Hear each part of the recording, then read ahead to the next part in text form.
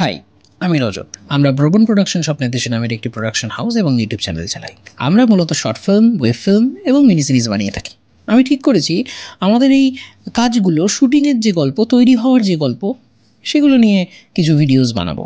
যাই হোক, আজকে বরং গল্প করি বিদেশিনী নিয়ে। সিনেমা ব্যাপারটাই খুব পার্সোনাল। অনেকগুলো মানুষ ভিতর থেকে তাগিদ অনুভব না করলে সিনেমা তৈরি হয় না। সেদিন আমাদের প্রথম দিনের শুটিং। দামোদরের বাড়ির সিন শ্যুট হবে।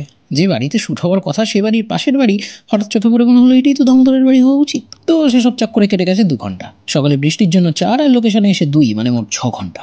এদিকে ট্যাক্সি মিটারের মতো মিটার বাড়ছে। দামোদরের ঘরে তখন শট বোঝানোর পর্ব চলছে সবুজদার সম্পি থাকে। বাইরে তখন নিম্নচাপের বিশ্রী আকাশ আর ফোঁটা ফোঁটা বৃষ্টি।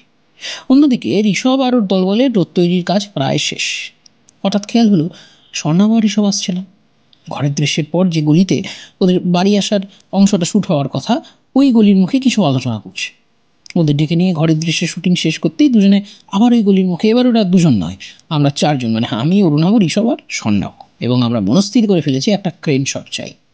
তখন আমরা জানি না ওইটুকু গলিতে আদৌ হ্যান্ড ফ্রেন ঢোকানো যাবে কি না। সেদিকে সকালের 6 ঘন্টা তখন হজম হয়নি। এরপর আবার ক্রেনের খরচা। আর সবচাইতে মজার কথা, কেউ জানি না ক্রেন ডেকেও কাজে লাগানো যাবে কি না।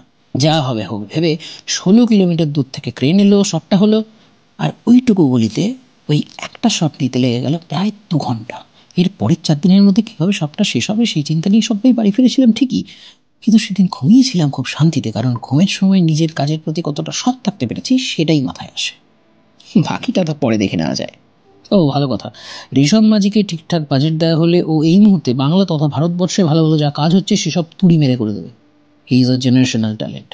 We are pretty sure he is going to be one of the best DPs of our country. Already one of the best in Bengal of recent times. Mark my words. বিদেশিনী কীভাবে দেখবেন?